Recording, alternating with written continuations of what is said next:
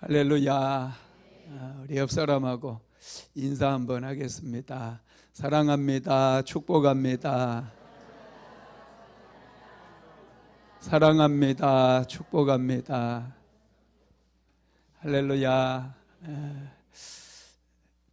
웃으면서 인사하니까 참 보기가 좋아요.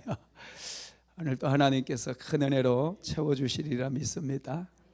오늘은 동행 시리즈 말씀 8번째입니다. 죽음도 막을 수 없는 믿음이 만들어낸 용기, 이런 제목이에요. 하나님께서는 용기 있는 사람과 동행해 주십니다. 하나님은 용기 있는 사람들에게 은혜를 베풀어 주셔요. 용기는 믿음에서 나와야 돼요. 하나님을 신뢰하는 사람들, 하나님을 의지하는 사람들에게는 용기가 있습니다. 용기란 여러분 무엇일까요? 올바른 길을 선택하는 힘입니다. 눈에 보이는 것 없고 손에 잡히는 것 없다 할지라도 하나님의 이름을 부르면서 기도하는 것, 이게 용기인 것을 믿으시기 바랍니다. 여러분, 용기는 거대한 힘이에요. 용기는 거대한 에너지입니다. 용기가 있다면 어떤 상황도 이겨낼 수 있어요. 오늘날에 많은 분들이 너무 쉽게 포기합니다. 대한민국은 OECD 국가 중에서 자살률이 1위예요. 왜 많은 사람들이 너무나 쉽게 생을 포기합니까? 용기가 없기 때문에 그래요. 두려움과 직면할 용기, 고난과 직면할 수 있는 용기가 없다 보니 너무 쉽게 포기해버려요. 쉽게 포기하고 끝내버리는 것이죠. 그러나 여러분, 끝내버리면 아무것도 남지 않아요. 우리는 어떤 상황 속에서도 아무리 칠흑과 같이 어두운 상황이 내 앞에 닥쳤다 할지라도 그 칠흑과 같은 그 어둠의 상황을 돌파할 수 있는 그런 용기가 필요하다는 거예요. 용기 있는 사람에게 하나님께서 은혜 주시고 하나님께서 능력 주셔서 반드시 고난의 시간들을 극복하게 만드시고 반드시 역전시켜 주신다는 것을 믿으시기를 바랍니다. 성경에 보면 고난 가운데서 용기를 내어 하나님 앞에 나아갔던 사람들이 많이 기록되어 있습니다. 모세의 부모님을 생각해 보세요. 바로 왕이 히브리 백성들에게 앞으로 아들이 태어나면 나일강에 던지라고 그랬어요. 만약에 이 명령을 어길 시에는 가족들까지 다 몰살당하게 됩니다. 그런 상황 속에서 모세의 부모는 모세가 태어났을 때 모세를 나일강에 빠뜨리지 않았어요. 모세의 비범함을 보고 그들은 목숨을 걸고 용기를 내어서 모세를 3개월 동안이나 자기 집에서 길리운다는 거예요. 모세 역시도 용기가 있는 사람이었어요. 그는 40년 동안이나 미디안 광야에서 숨어 살았어요. 어느 날 하나님께서 시내산 떨기나무 가운데 찾아오십니다. 모세야 모세야, 내가 선 땅은 거룩한 땅이 내 발에서 신을 벗으라 말씀하시면서 내 백성 이스라엘을 애굽의 종살이에서 건져내라는 거예요. 모세는 거절하지만 결국에 하나님의 말씀을 받아들이고 바로 왕 앞에 서게 됩니다. 일개 목동에 불과한 모세가 바로 왕 앞에 서서 내 백성 이스라엘을 하나님께서 건져내고 하나님께서 인도해 내라고 말씀하셨다는 그 말을 전한다는 것은 굉장히 두려운 일이고 어려운 일이에요. 여러분, 우리는 성경을 읽을 때 모세의 상황이나 다니엘의 상황을 볼 때 쉽게 생각하는 경향이 있어요. 그들이 직면한 상황은 절대 호락호락하지 않아요. 쉬운 상황이 아니었다는 거예요. 생명을 걸어야 되는 그런 상황이었어요. 다니엘도 앞으로 한 달 동안 하나님이나 다른 사람에게 기도하거나 절을 하게 되면 사자굴에 던져버리라고 하는 왕의 조서가 공포되어 버린 그런 상황 속에서 다니엘은 오히려 예루살렘으로 난 창문을 열어놓고 사람들이 보든지 말든지 하나님 앞에 기도합니다. 이건 엄청난 용기가 필요해요. 다니엘의 세 친구는 느부갓네살 왕이 금신상을 만들어 놓고 금신상에게 절을 하지 아니하면 극렬히 타는 풀무불 속에 던져버리겠다라고 위협을 하는 그런 상황 속에서 다니엘의 세 친구는 왕이여, 만약에 하나님께서 함께 계신다면 왕의 손에서 우리를 건져내실 것이고 그리 하지 아니할지라도 우리는 왕의 금신상에게 절을 하지 않겠다라고 그렇게 고백을 해요. 여러분, 엄청난 용기입니다. 이런 용기가 에너지가 되고 거대한 힘이 되어서 바벨론의 느부갓네살 왕을 변화시키고 느부갓네살 왕이 하나님을 경외하게 만드는 그런 기적 같은 일을 만들어 냈다라는 것입니다. 다윗 역시도 마찬가지예요. 모든 이스라엘 백성들이 골리앗 앞에서 두려워하고 덜덜 떨고 있는 그런 상황이에요. 그런 상황 속에서 다윗은 만군의 여호와의 이름으로 나아가서 골리앗을 물맷돌 한 방으로 쓰러뜨림으로 이스라엘을 구원해내는 그런 역사를 이루게 됩니다. 여러분, 하나님의 사람들은 용기가 있었어요. 비굴하지 않았어요. 죽음까지도 막을 수 없는, 죽으면 죽으리라, 이런 믿음을 가지고 용기를 내어서 문제에 직면하고 환경에 직면했을 때 그들은 마침내 승리할 수가 있었다라는 것입니다. 오늘 우리가 읽은 본문에 보면 에스더라고 하는 여인이 나옵니다. 에스더 역시도 굉장한 용기가 있었던 사람이에요.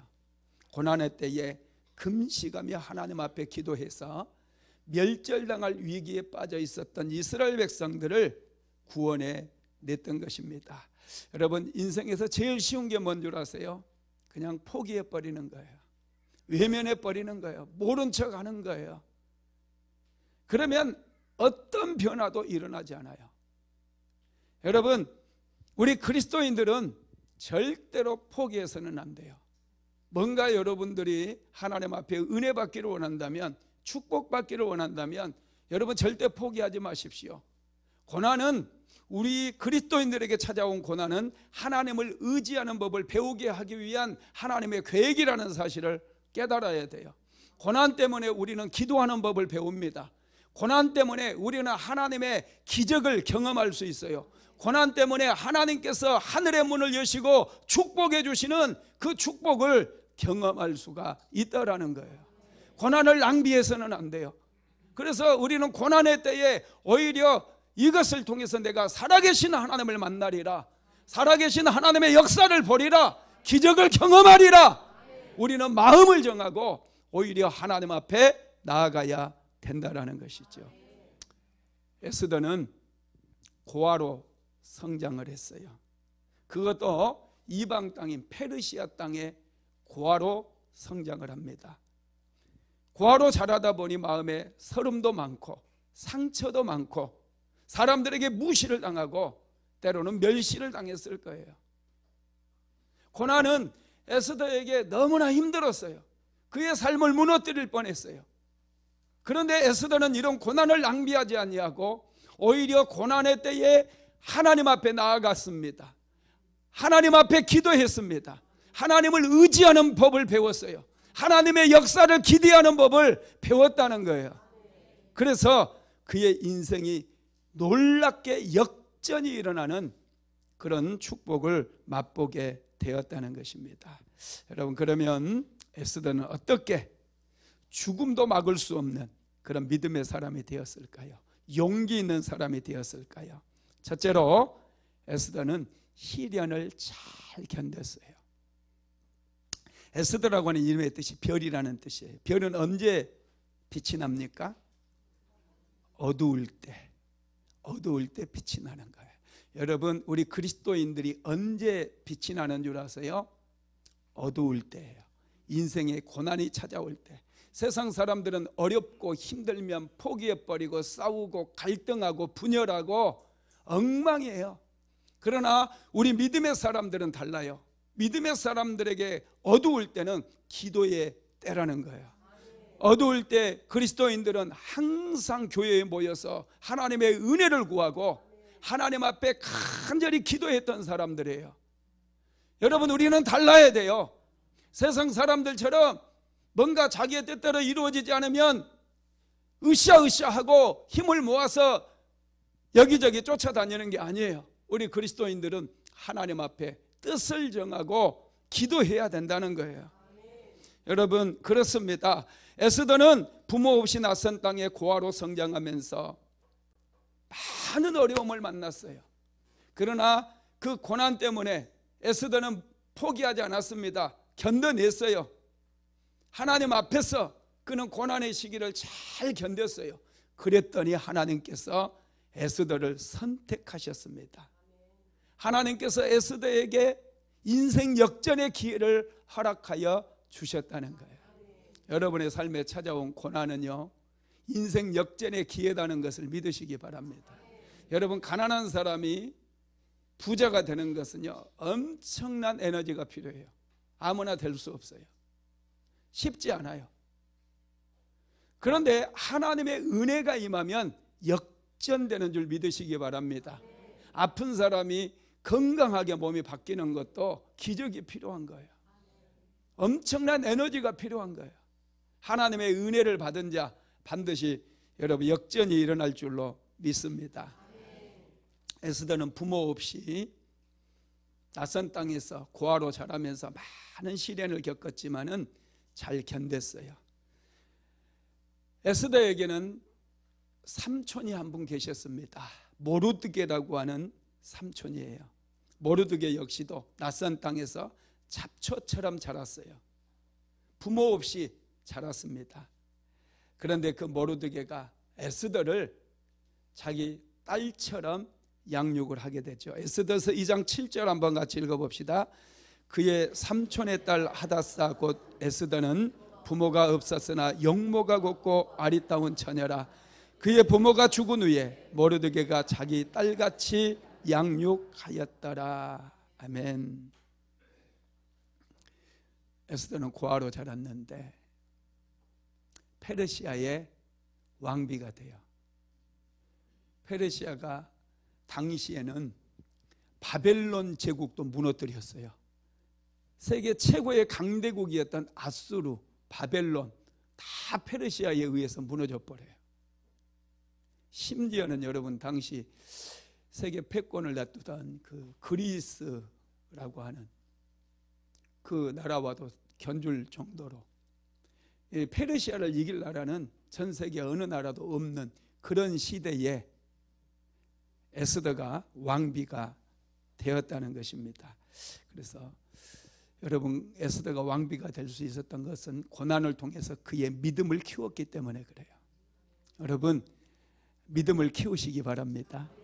특별히 자녀들에게 믿음을 키워주세요. 영적인 유산을 물려주고 싶다고 많은 분들이 얘기하거든요. 자녀들에게 좋은 것 물려주고 싶죠? 예, 좋은 것 물려주고 싶으면 내가 소유해야 돼요.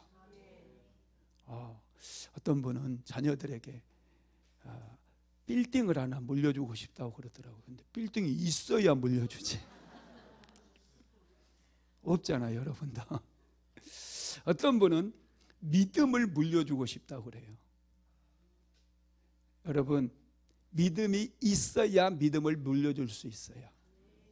우리는 어려움의 때에 하나님 앞에 나아가서 하나님께 기도함으로 기적을 경험하고 하나님이 살아계시는 것을 경험하게 될 때 흔들리지 않는 믿음을 소유할 수가 있게 되는 것입니다.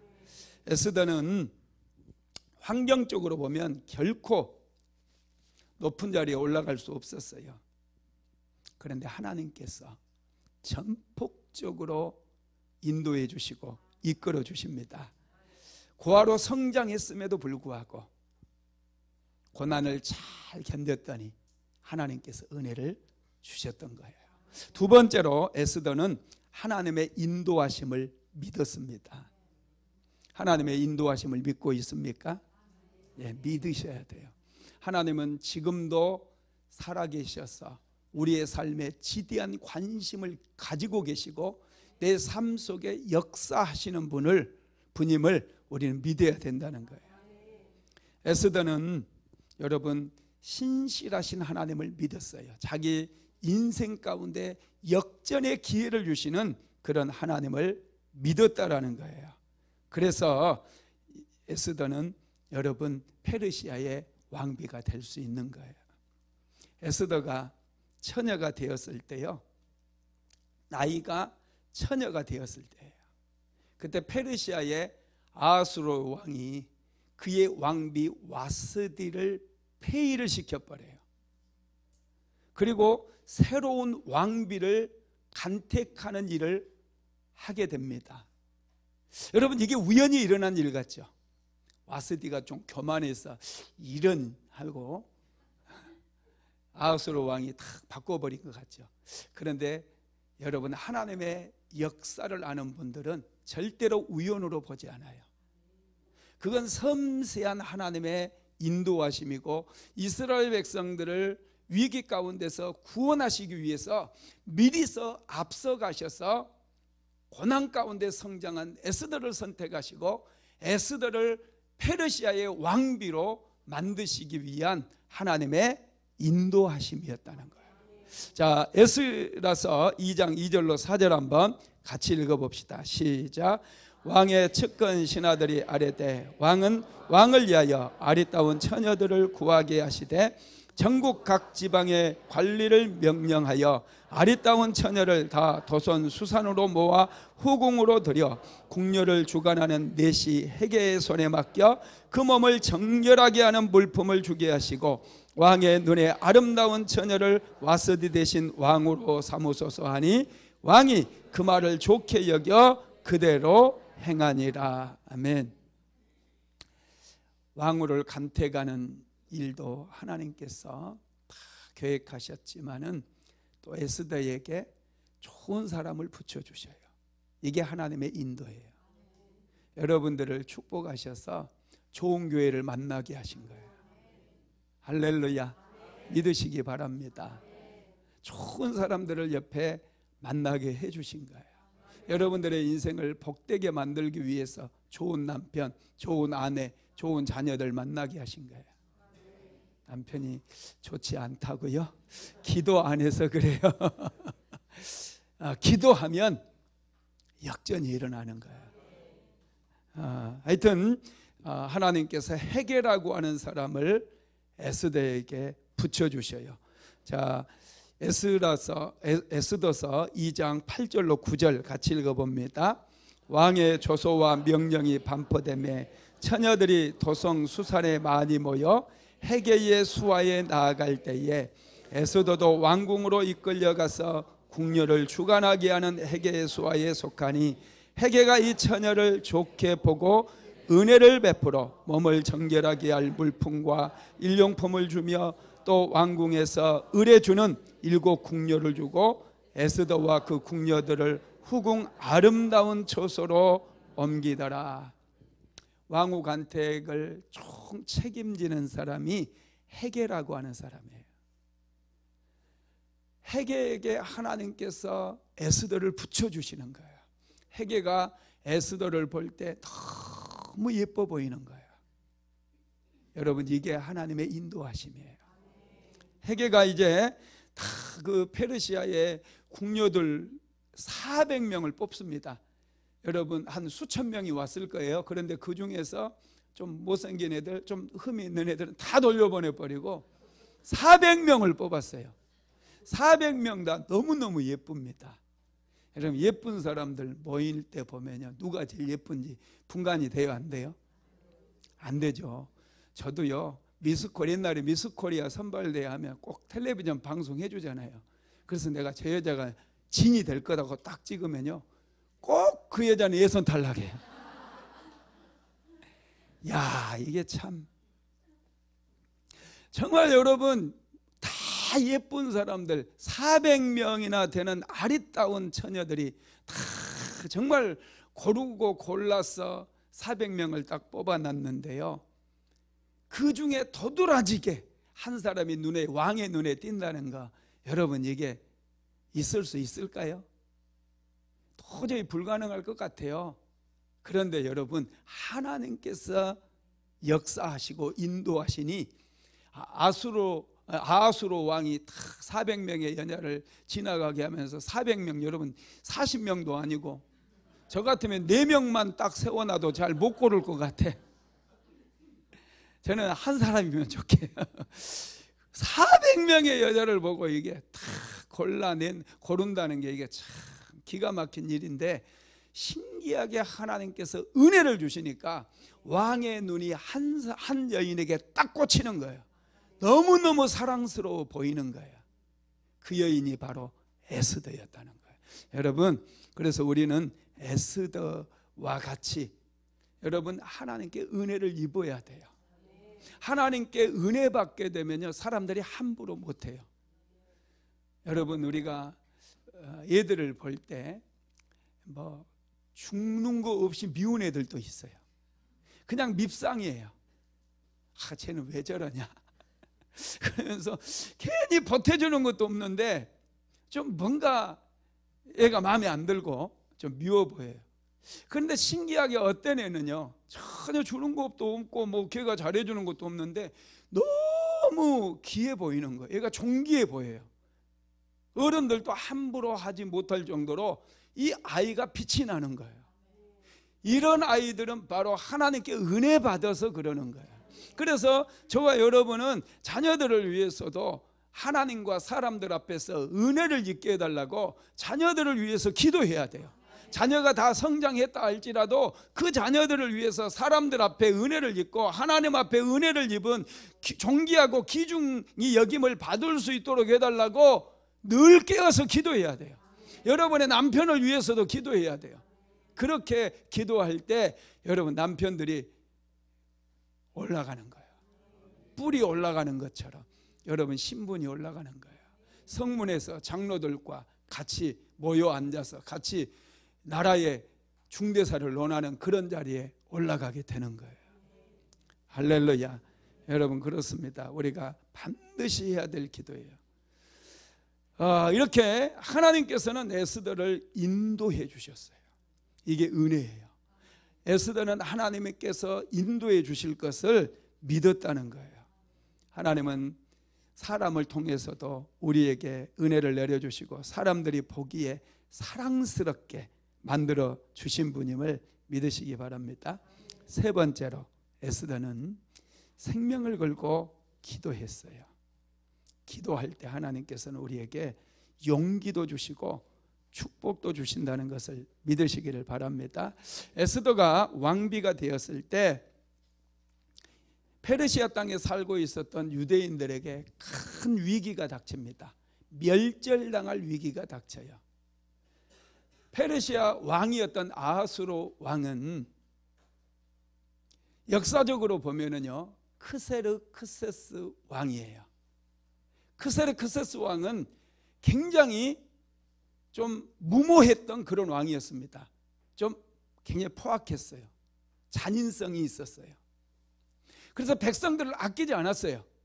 무려 80만 명을 이끌고 그리스로 쳐들어가 가지고 그리스 연합군에게 완전히 참패를 당하는, 80만 대군이 8만 명만 살아남고 돌아오는 그런 기가 막힌 그런 전쟁을 치렀던 왕이에요. 살라미스 해전 아시죠? 그 해전에서 그리스 군사들에게 완전히 참패를 당했던 그 왕이 바로 오늘 이 에스더서에 나오는 아하수로 왕이고, 이 아하수로 왕이 세계 역사에는 크세르크세스 왕으로 명명이 되어 있다는 거예요. 여러분, 그런 왕이거든요. 이 왕이 총애했던 사람이 있었어요. 그 사람이 누구냐면 아각 사람 하만이라고 하는 사람이에요.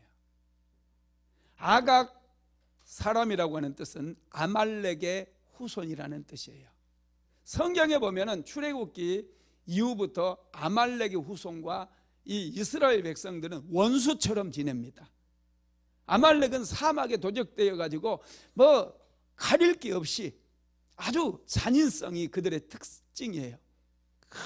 이스라엘 백성들 출애굽에서 나올 때 후미를 쳐가지고 약한 사람들, 병에 걸린 사람, 노약자들, 어린아이들 다 죽이고 재산을 약탈해 갔던 아주 잔인한 민족이 아말렉 족속들이에요. 그런 아말렉의 후손이 아각 자손 그리고 하만이에요. 이 하만을 아수르 왕이 얼마나 총애했던지 페르시아의 총리로 세웁니다. 국무총리로 세우고 심지어는 왕의 인장 반지까지 빼어가지고 모든 결재권까지 하만에게 전부 다 이름을 해버렸어요. 그 하만이 총리가 탁 되니까 모든 페르시아의 백성들까지 하만이 지나가면요 전부 무릎 꿇고 머리를 팍 숙이는 거예요. 여러분 옛날에 조선시대 왕이 지나가면 고개 들고 있으면 안 되잖아요. 막 먼저 가면서 사람들이 백성들에게 막 왕이 행차하신다 하면서 막 무릎을 꿇리고 머리를 그냥 왕의 얼굴을 못 보게 만들거든요. 똑같았어요. 하만이 지나가면 페르시아의 모든 백성들까지도 전부 무릎을 꿇고 고개를 팍 숙여 총리 얼굴을 볼 수가 없어요. 그런데 모르드게라고 하는 이 에스더의 삼촌이요, 하만이 지나갔는데 고개를 빳빳하게 쳐들고 째려보는 거예요. 저 새끼 왜 째려보냐 막 이래. 이 하만이 볼 때 굉장히 기분 나쁜 거예요. 그래가 너무 기분 나빠. 들어갈 때도 째려보죠. 들어올 때도 빳빳하게 서가지고 째려보죠. 그러니까 하만이 저놈 하나 죽여서는 분이 안 풀릴 것 같아요. 그래서 이 모르드게가 어떤 족속인가를 알아보게 해요. 마치 유대인이라고 하니까 잘됐다. 이번 참에 페르시아의 땅에 살고 있는 모든 유대인들을 전부 다 쓸어버리자. 그래서 계획을 세워요. 하루 날짜를 정해놓고요. 그날은 페르시아에 살고 있는 모든 사람들이 유대인들의 집에 들어가서 유대인들의 재산을 다 빼앗아가고 유대인들을 다 죽여도 죄가 성립되지 않는다는 조서를 딱 만들어요. 그리고 왕의 인장반지를 가지고 있기 때문에 자기가 인장반지 도장을 딱 찍어가지고 그것도 각 나라의 언어로 번역까지 다 해가지고 페르시아 온 지방에 전부 방을 붙여버리는 거예요. 그래서 이제 이스라엘 백성들, 특별히 유다인들은 멸절당할 위기에 빠진 거예요. 그런데 하만이 얼마나 악하게 했는지요, 남녀노소를 다 죽이라고 그래요. 그러면 안 되잖아요. 여자들은 지켜주고 보호해줘야 되잖아요. 여자들 감동이 없어. 애들, 어린아이들, 노인들은 내버려둬도 얼마 못 살고 죽어요. 그러니까 노인들은 살려줘야 되거든. 어디 나라든지 노인들은요, 이제 살면 얼마나 살겠느냐 하고 그냥 놔두거든요. 그런데 이 하만이라고 하는 사람이 얼마나 악랄하게 계획을 세우는지 한번 읽어봅시다. 에스더서 3장 12절로 13절 시작. 첫째 달 13일에 왕의 서기관이 소집되어 하만의 명령을 따라 왕의 대신과 각 지방의 관리와 각 민족의 관원에게 아수르 왕의 이름으로 조서를 쓰되 곧 각 지방의 문자와 각 민족의 언어로 쓰고 왕의 반지로 인치니라. 이에 그 조서를 역졸에게 맡겨 왕의 각 지방에 보내니 12째 달 곧 아달월 13일 하루 동안에 모든 유다인을 젊은이, 늙은이, 어린이, 여인들을 막론하고 죽이고 도륙하고 진멸하고 또 그 재산을 탈취하라 하였고. 여기 보세요. 젊은이, 늙은이, 어린이, 여인들을 막론하고 죽이고 도륙하고 진멸하고 재산을 탈취하라. 와, 이렇게 악랄한 계획을 세우고 그것을 실행에 옮겨버린 거예요. 이 소식을 듣고 이제 모르드게가 대성통곡을 하는 거죠. 내가 머리 좀 숙일 걸. 하만에게 머리를 숙였더라면 뭐 후회했는지 안 했는지 모르겠지만 하여튼 남자가 대성통곡을 하는 거예요. 그리고 왜 또 비싼 옷은 다 찢어버리는지 모르겠어요. 한번 읽어봅시다. 에스더서 4장 1절에서 2절 시작. 모르드게가 이 모든 일을 알고 자기의 옷을 찢고 굵은 베옷을 입고 재를 뒤집어 쓰고 성중에 나가서 대성통곡하며 대궐문까지 이르니 굵은 베옷을 입은 자는 대궐문에 들어가지 못함이라. 아멘.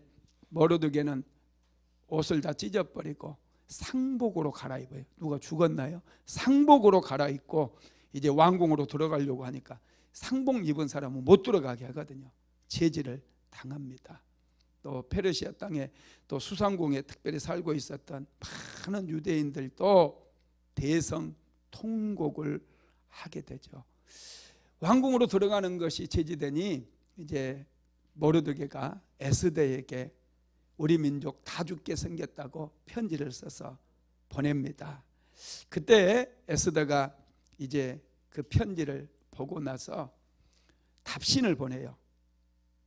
뭐라고 답신을 보냈느냐 하면 페르시아에는 페르시아 왕궁에는 한 법도가 있는데 왕이 불러주지 않았는데 왕 앞에 나아가게 되면 왕이 만약에 호를 내밀면 그 호를 붙잡으면 살 것인데 왕이 고개를 돌려버리면 왕후라 할지라도 즉시 현장에서 죽게 된다는 거예요. 그런데 30일 동안 왕이 자기를 불러주지 않았다는 거예요. 그래서 왕 앞에 나갈 수 있다 없다? 없다는 거예요. 그러니까 모르드게가 다시 편지를 써가지고 보내요. 그게 에스더서 4장 13절에서 14절까지 나와 있어요. 같이 읽어봅니다. 모르드게가 그를 시켜 에스더에게 회답하되 너는 왕궁에 있으니 모든 유다인 중에 홀로 목숨을 건지리라 생각하지 말라. 이때 내가 만일 잠잠하여 말이 없으면 유다인은 다른 데로 말미암아 노인과 구원을 얻으려니와 너와 내 아버지 집은 멸망당하리라. 내가 왕후의 자리를 얻은 것이 이때를 위함이 아닌지 누가 알겠느냐 하니. 아멘. 너 혼자 잘 먹고 잘 살겠다고 이 고난을 당한 유대인들을 외면하지 말라는 거예요. 내가 왕후의 자리를 얻은 것이 이때를 위함이 아닌지 누가 알겠느냐, 이렇게 편지를 써서 보내게 됩니다. 이 말을 들었던 에스더는 생명을 건 기도를 하나님 앞에 하기 시작해요. 예, 알았습니다. 제가 오늘 밤에라도 왕에게 찾아가서 만일 제가 죽어버리면 같이 죽읍시다 뭐 이렇게 하지 않고, 에스더는 굉장히 지혜로운 것 같아요. 에스더는 아주 전략가예요. 그래서 먼저 기도를 하겠다고 모르드게에게 회답을 합니다. 나를 위하여 금식하라는 거예요. 나도 내 시녀들과 더불어 금식하며 하나님 앞에 나아가겠습니다. 그렇게 얘기하죠. 한번 읽어봅시다. 에스더서 4장 15절 16절 시작. 에스더가 모르드게에게 회답하여 이르되 당신은 가서 수산에 있는 유다인을 다 모으고 나를 위하여 금식하되 밤낮 3일을 먹지도 말고 마시지도 마소서. 나도 나의 시녀와 더불어 이렇게 금식한 후에 규례를 어기고 왕에게 나아가리니 죽으면 죽으리이다 하니라. 에스더는 죽음을 결단하고 하나님 앞에 기도하기 시작해요. 죽으면 죽으리라. 죽음도 이 여인의 믿음을 막을 수가 없었어요. 여러분, 에스더는 용기 있는 여인이에요. 멋있는 여인이에요. 용기는 두려움이 없는 상태가 아니에요. 두려움이 임한 그 상태에서도 내가 할 일을 찾아서 하는 것이 용기라는 거예요. 지금 숨이 막막해요. 숨을 제대로 쉴 수가 없을 만큼 고난이 나를 짓누르고 문제가 나를 짓누르고 앞이 하나도 보이지 않고 깜깜하다 할지라도 내가 하나님 앞에 기도할 수 있어. 내가 금식하며 하나님 앞에 기도할 수 있어. 결단하고 하나님 앞에 금식하며 나아가게 되면 하나님께서 반드시 기적을 일으켜 주신다는 거예요. 여러분 믿으시기 바랍니다. 에스더에게는 그런 믿음이 있었기 때문에 용기를 내어서 참담한 상황 속에서 하나님께 금식하며 기도할 것을 선택했다라는 거예요. 네 번째로 에스더는 하나님께 은혜를 받았습니다. 여러분, 생명을 걸고 하는 기도는 반드시 하나님께서 응답해 주심을 믿으시기 바랍니다. 우리가 기도할 때 하나님께서 우리에게 세 가지의 축복을 주셔요. 첫째가 용기입니다. 에스더는 금식 기도를 통해 용기를 얻었어요. 그래서 왕 앞에 나아가는 것이 두려웠어요. 왕이 금호를 내밀어 주지 않으면 그는 즉시 그 현장에서 처형을 당할 수밖에 없어요. 그런 상황 속에서 에스더는 용기를 내어서 기도를 마치고 왕에게 나아갑니다. 에스더서 5장 1절로 2절 같이 읽어보겠습니다.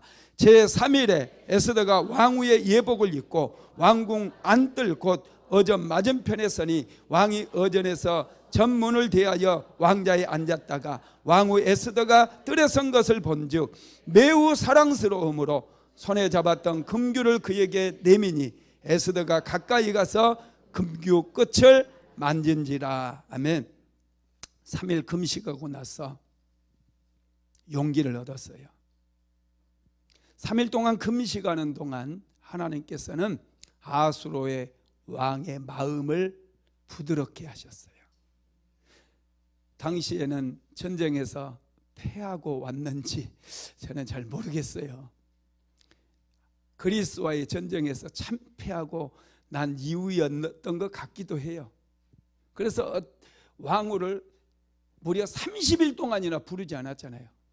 굉장히 참담한 그런 상황이었거든요. 그러니 누구 하나 왕에게 잘못 보였다가는 그냥 가차없이 죽을 수밖에 없는 그런 상황이에요. 그런데 에스더가 3일 동안 하나님께 금식하며 나아갔더니 하나님께서 아수로의 왕의 마음을 변화시킨 거예요. 이 거칠고 무섭고 파괴적인 그런 마음을 아주 부드러운 마음으로 변화시키셔서 에스더를 보자마자 아수로 왕이 너무 사랑스러워 보여가지고 손에 잡았던 금호를 내미는 거예요. 금규는 금호를 얘기. 왕이 가지고 있는 이 지봉 같은 그런 홀이 있어요. 그걸 내밀어 줍니다. 그러면서 왕후 에스더에게 이렇게 말을 해요. 에스더서 5장 3절 한번 읽어봅니다.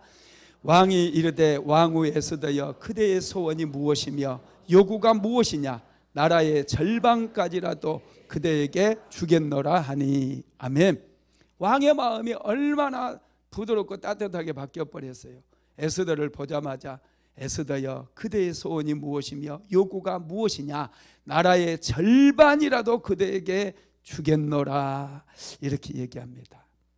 여러분, 기도하니까 이렇게 바뀌어 있어요. 왕은 똑같은 왕이에요. 그런데 하나님께서 왕의 마음을 바꿔주시는 거예요.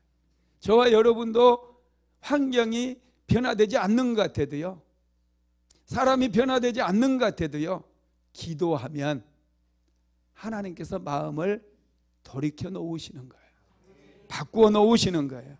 여러분, 문제를 회피하지 마십시오. 문제를 회피하지 말고 문제를 직면하세요. 영적으로 직면하셔야 돼요. 에스더처럼 기도하시기 바랍니다. 문제 속에 뛰어들어서 하나님 앞에 기도하다 보면 반드시 역전이 일어나는 거예요. 오늘날 많은 사람들이 문제를 회피하고 책임을 지지 않으려고 그래. 비겁하게 행동해요. 에스더는 죽으면 죽으리라 왕 앞으로 나아가게 된 거예요. 두 번째로 기도하는 사람들에게 주신 은혜가 평강입니다. 보통 사람들은 역경을 만나면 그 역경을 빨리 해결하려고 그래요. 해치우려고 그래요. 그래서 많이 응답받고도 넘어져요. 조급하면 실수가 따르게 마련입니다. 여러분, 어려움을 당했을 때 너무 성급하게 문제를 해결하려고 덤벼들지 마십시오. 에스더는 왕이 너무 사랑스러워서 왕후 에스더여 그대에게 소원이 무엇이뇨 내 나라의 절반까지라도 그대에게 주겠노라. 여러분, 이러면 응답된 거 아니에요? 오, 바로 땡큐. 땡큐. 내가 바로 그 왕의 그런 말씀을 기다렸습니다. 당신 옆에 있는 그 하만 그거 뭐 그러면서 얼마든지 얘기할 수 있거든요. 야, 그런데 에스더의 마음에는요 평강이 임했어요. 그래서 그 문제를 바라보는 시각이 달라요. 이 문제가 쉽게 해결하려고 덤벼들었다가는 오히려 더 큰 화를 불러올 수 있다는 것을 그는 알았습니다. 그래서 왕이 소원을 들어준다고 얘기했음에도 바로 소원을 얘기하지 않고 하나님께서 일하실 수 있는 그런 시간을 벌어드리는 거예요. 에스더는 하나님의 때를 분별하고 있는 거예요. 자, 에스더서 5장 4절 한번 읽어봅니다. 시작. 에스더가 이르되 오늘 내가 왕을 위하여 잔치를 베풀어 싸우니 왕이 좋게 여기시거든 하만과 함께 오소서 하니. 아멘. 여러분, 왕이 너무 감동을 받아가지고 소원을 들어주겠다, 나라의 절반까지라도 주겠다 그랬는데 왕후 에스더가 뭐라고 그래요? 내일 제가 잔치를 베풀 터인데 그 잔치에 하만과 함께 와달라고 그렇게 부탁을 하는 거예요. 여러분, 에스더가 템포를 늦추고 하나님께서 일하실 수 있는 시간을 여러분 기다리는 거예요. 우리는 고난도 잘 견뎌야 되지만 또 응답의 때에도 너무 서두르면 안 돼요. 하나님의 일이 완벽하게 이루어지기까지 우리는 내 시간을 맞춰 나가야 된다는 거예요. 너무 성급하게 이제 다 해결됐다고, 기도도 이제 안 해도 된다고, 여보 우리 이제 다 응답 받았어, 이제 깨끗하게 끝났어 하고 그냥 다 내려놓으려고 생각하지 마세요. 기도는 계속 하는 거예요. 기도는 계속 해야 돼요. 완벽하게 일이 끝났다 할지라도 계속해서 하나님께 감사하며 기도해야 된다는 거예요. 에스더가 이렇게 한 템포를 늦추고 기다릴 때 이제 하나님께서 일하기 시작하는데 그날 밤에 하나님께서 두 가지의 사건이 일어나게 만듭니다. 첫 번째는요, 하만이 에스더가 초청했다니 너무 감동을 받아가지고 너무 기분이 좋은 거. 그래서 이 왕후의 잔치에 탁 들어가려고 궁궐로 들어가는데 한 놈이 딱 있어요. 그놈이 있어요. 미운 놈 한 놈이. 이 모르드게가 딱 눈에 들어오는 거예요. 그래가지고 열받아가지고 다시 집으로 돌아가요. 그리고 가족 회의를 소집해가지고 그 유대인 모르드게 그놈이 또 쳐다보고 있어가지고 기분 나빠가지고 다시 집으로 왔다. 그냥 왕후의 잔치자리에 갔으면 별일 없거든요. 그런데 기분 나빠가지고 그 한 놈 때문에 기분 나빠가지고 기도 멈추면 안 돼요. 기도하러 왔더니 그 집사가 기도하고 있어. 그 집사 때문에 나 기도 못하겠다고.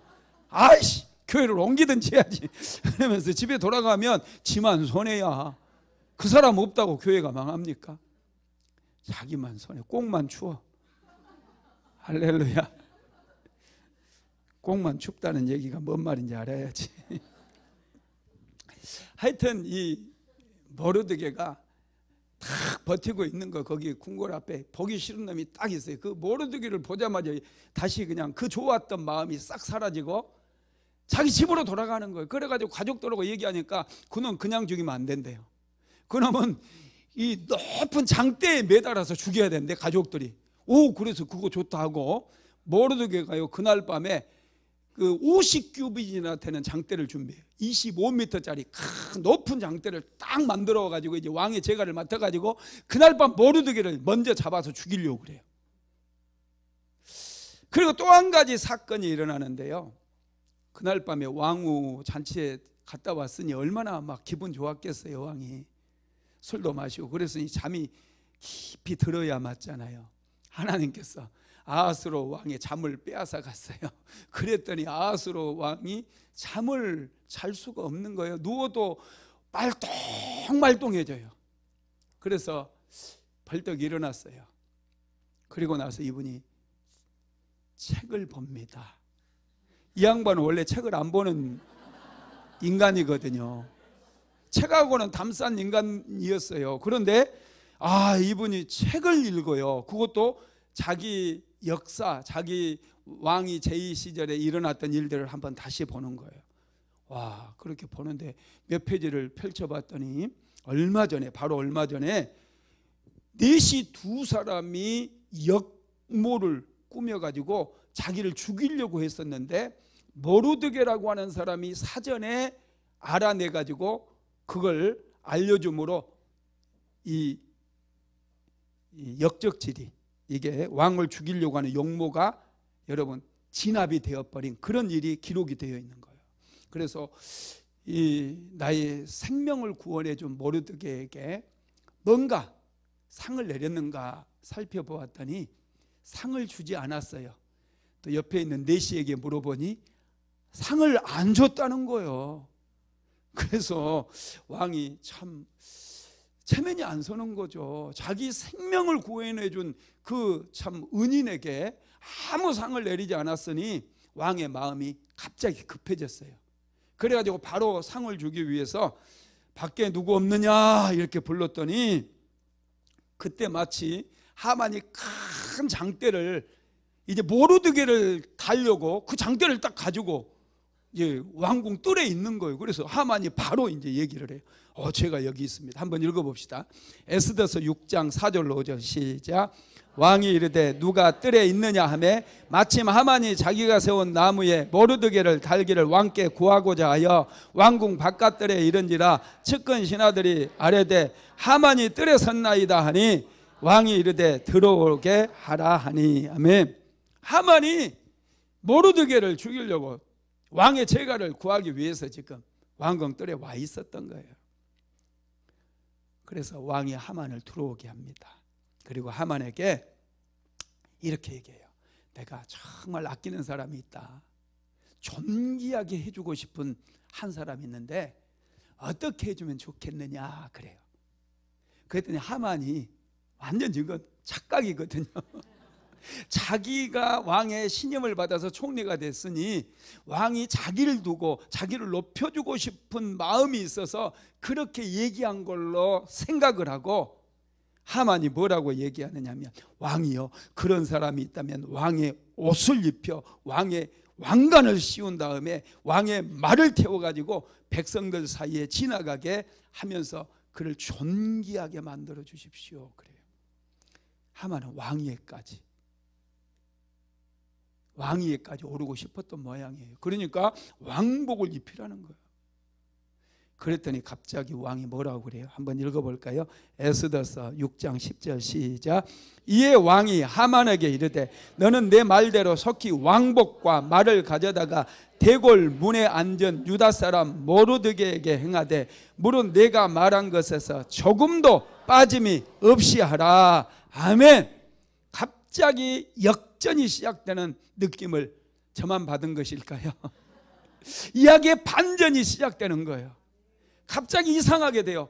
무슨 일이 있고 난 다음에 에스더가 금식하며 기도했어요. 그리고 타이밍을 늦추는 거예요. 왕에게 바로 소원을 얘기하지 아니하고 내일 또 잔치를 베풀 터인데 왕이 오셔서 그때 제가 소원을 말하겠습니다.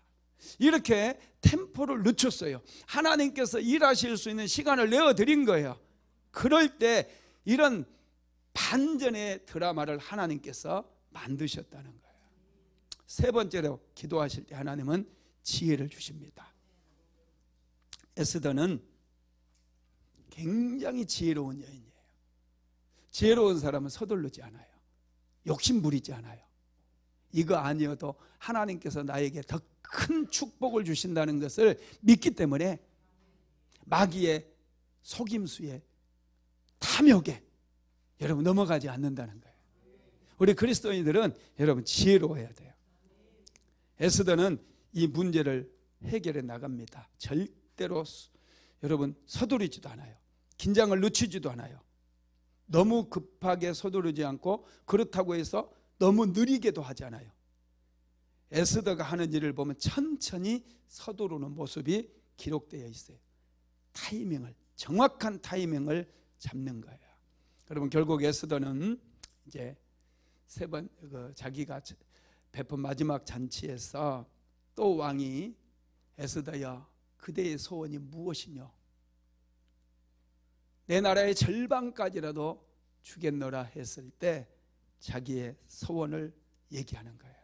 그것도 자기 민족이 한 명도 남김없이 도륙을 당할 위기에 빠졌다는 거예요. 그 말을 들었던 왕이 크게 진노를 합니다. 그리고 그 모든 계략의 중심에 하만이 있다라는 사실을 알게 되었고, 왕은 하만이 모르드게를 달기 위해서 준비한 장대가 있다는 말을 듣고 완전히 뒤집어지는 거예요. 그 장대에 하만을 달아 죽이라고 명령을 내려버려요. 그리고 하만의 집 식구들 다 죽게 만들고 하만의 집을 빼앗아서 에스더에게 줍니다. 그리고 모르드게, 에스더의 삼촌 모르드게를 하만을 대신해서 페르시아의 국무총리의 자리에 세워주셨다는 거예요. 에스더서 8장 1절로 2절 한번 읽어봅니다. 시작. 그날 아수르의 왕이 유다인의 대적 하만의 집에 왕후 에스더에게 주니라. 에스더가 모르드게는 자기에게 어떻게 관계됨을 왕께 아뢰었으므로 모르드게가 왕 앞에 나오니 왕이 하만에게서 거둔 반지를 빼어 모르드게에게 준지라. 에스더가 모르드게에게 하만의 집을 관리하게 하니라. 아멘. 역전이 일어나 버렸어요. 용기를 내서 정말 참담한 상황 속에 민족마저도 포로로 끌려왔던 유다인들이 전부 멸절될 위기에 빠져 있음에도 불구하고 용기를 내어서 이 고아로 자랐던 연약한 여인이 하나님 앞에 나아가서 금식하면서 기도했을 때 이런 반전의 역사가 만들어지고 반전의 이야기가 여러분 완성되었다는 거예요. 기적이 일어나 버렸어요. 역전이 일어나게 되었다는 것입니다. 여러분의 생애 속에도 역전이 기다리고 있어요. 가난한 사람이 부자가 되는 거 엄청난 에너지가 필요해요. 실패만 했던 사람들이 성공한다는 거 이거 여러분 엄청나게 어려워요. 왜냐하면 에너지가 없기 때문에, 힘이 없기 때문에. 그러나 하나님께서는 모든 힘을 가지고 계셔요. 모든 능력은 하나님께 있습니다. 우리가 하나님 앞에 나아가서 기도하고 용기 있게 나아가서 하나님의 이름을 부르면 하나님께서는 우리 인생도 역전시켜 주심을 믿으시기 바랍니다. 말씀을 마무리하겠습니다. 용기를 가지고 기도하면 우리의 삶에 역전이 일어납니다. 모르드게가 이렇게 변화가 되어져요. 에스더서 8장 15절입니다. 모르드게가 푸르고 흰 조복을 입고 큰 금관을 쓰고 자색 가는 배 겉옷을 입고 왕 앞에서 나오니 수산성이 즐거이 부르며 기뻐하고. 아멘. 여러분, 에스더도 모르드게로 하나님의 은혜로 말미암아 높아졌어요. 하나님께서 그들을 최고의 높은 곳에 세워주셨어요. 모르드게도 책임을 가지고 그의 조카 에스더를 양육했기 때문에 하나님께서 높여주신 거예요. 여러분, 절대로 포기하지 마십시오. 인생에서 포기는 없어야 돼요. 배추 셀 때나 포기라는 말을 쓰는 거예요. 우리는 용기가 필요해요. 기도할 수 있는 거 용기예요. 절망적인 상황에서 하나님의 이름을 부를 수 있는 거 용기다는 거예요.